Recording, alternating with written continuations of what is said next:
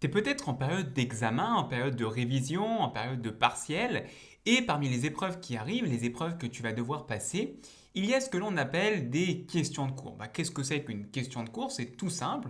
Une question de cours, c'est tu as ton cours, tu as le cours de ton prof, et le prof va t'interroger sur différentes parties du cours. Tout simplement. Alors, à première vue, c'est vrai que ça peut être un exercice relativement simple, assez simple à aborder. Il suffit d'apprendre et de comprendre le cours, et tout est joué, et c'est facile.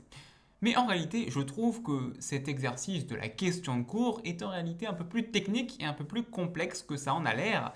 Et ça mérite de s'y approfondir, de s'y appesantir, et c'est pourquoi je fais cette vidéo. Parce qu'en effet, je trouve qu'il y a des pièges dans lesquels il ne faut surtout pas tomber lorsqu'on répond à une question de cours. Et ces pièges, je vais donc t'en parler dans le cadre de cette vidéo. Et donc, dans cette vidéo, je vais te donner des astuces, des conseils, des méthodes pour parvenir le mieux possible à réussir à répondre à ta question de cours et ainsi à avoir une super note, un 18, un 19 et pourquoi pas même rêver avec un 20 sur 20. Alors déjà, il faut vraiment que tu comprennes l'objectif de la question de cours, le but de la question de cours. Pourquoi on te pose une question de cours?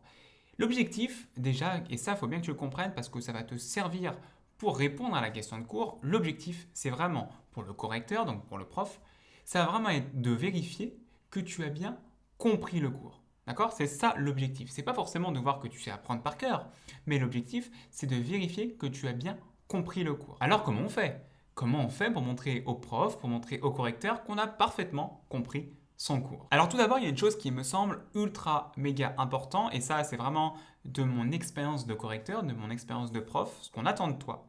Déjà, c'est de montrer que tu maîtrises à la perfection le vocabulaire. C'est-à-dire que je ne sais pas quelle étude tu fais, mais si tu fais des études de droit par exemple, il y a un vocabulaire bien spécial, le vocabulaire juridique. Si tu fais des études d'économie, il y a un vocabulaire bien spécial, l'économie, l'inflation, etc.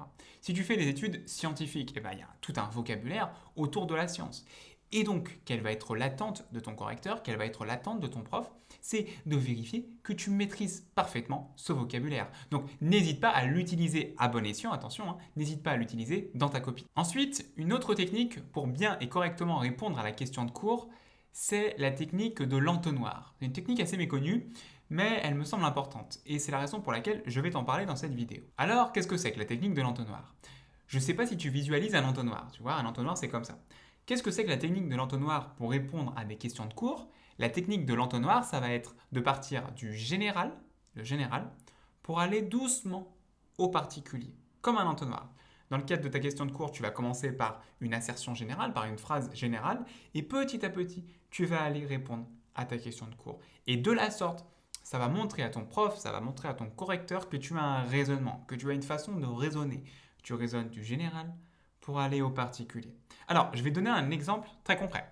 Imagine ta question de cours, c'est quels sont les différents types de bleu? J'invente une question. Quels sont les différents types de bleu? La couleur bleue. Quels sont les différents types de couleurs? Eh bien, le général, qu'est-ce que c'est? Le général, ça va être de dire que dans le monde, il y a plein de couleurs qui ont été catégorisées. Le jaune, le violet, le marron, le bleu, etc. Donc là, tu parles vraiment du général. Il y a plein de couleurs. Ensuite, qu'est-ce qu'on peut dire d'autre? C'est que parmi ces couleurs-là, il y a des couleurs chaudes, mais aussi des couleurs froides. D'accord? Donc tu vois, petit à petit, on arrive vers le bleu. Mais on a dit qu'il y avait plusieurs couleurs. Ensuite, couleur chaude, couleur froide. Et ensuite, qu'est-ce qu'on dit? Que parmi les couleurs froides, il y a le bleu. Le bleu, c'est même l'une des couleurs primaires. Voilà, et là, tu vois, petit à petit, on arrive à la réponse à notre question. Pour arriver à la dernière strate, à la dernière étape, quels sont les différents types de couleurs? Eh bien, par exemple, on a le bleu indigo, le bleu marine, le bleu turquoise, etc. Et là, enfin, on répond à la question. Et les profs aiment bien ça parce que, si tu veux, on voit ton raisonnement. On voit que tu es parti du général, que tu as compris le cours, que tu as compris l'idée générale du cours. Tu pars du général pour aller au particulier. Et ça, tu peux l'appliquer quel que soit ton domaine. Enfin, et c'est un point sur lequel j'insiste énormément, mais il est ultra important. Ce point, ce dernier conseil, cette dernière astuce pour correctement répondre à ta question de cours, c'est de donner des exemples. Parce qu'en donnant des exemples, tu vas montrer à ton prof, tu vas montrer à ton correcteur que tu as compris le cours et que tu es donc en mesure de l'expliquer à quelqu'un d'autre.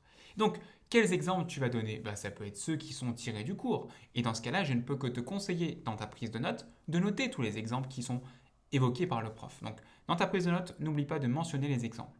Donc, cela, tu peux t'en servir le jour de l'examen. Dans ta copie, tu te sers des exemples qui ont été donnés par ton prof. Le prof sera très content de voir les exemples qu'il a donnés.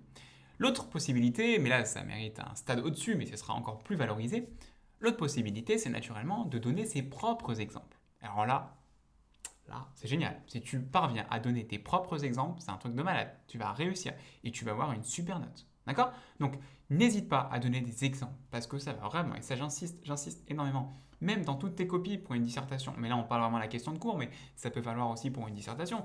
N'hésite pas à donner des exemples. Ça va permettre de montrer que tu as compris le cours. Et qu'est-ce qu'on attend de toi dans des questions de cours? C'est de montrer que tu as compris le cours, tout simplement. Et donc voilà, j'en ai donc terminé avec ces quelques conseils, ces quelques astuces pour répondre le mieux possible à une question de cours et ainsi avoir la meilleure des notes possible. Je ne sais pas si tu connaissais ces conseils, mais si tu en as d'autres, n'hésite pas à les donner en commentaire. Ça peut être utile pour plein d'entre vous. Donc de s'échanger, de se donner les conseils entre nous, c'est toujours assez sympa. Donc j'espère que cette vidéo t'a été utile. Si c'est le cas, n'oublie pas tout d'abord de la liker. Pour toi, c'est pas grand chose, mais pour moi, le soutien est énorme et je vois que ça me booste et ça m'encourage à faire encore d'autres vidéos et ainsi donc continuer mon défi de une vidéo par jour au mois de décembre. C'est le défi que je me suis lancé. J'espère que cette série de vidéos surtout te plaît du plus profond de mon cœur. Moi, je le fais avec le plus grand amour pour t'aider. Je suis sûr que tu vas arriver à réussir tes examens. N'oublie pas non plus d'activer la cloche pour recevoir la vidéo, la prochaine vidéo qui va sortir. En l'occurrence, eh bien, elle sortira demain à 18h. J'espère que tu seras là et surtout, ne cesse jamais de croire en toi. Ciao!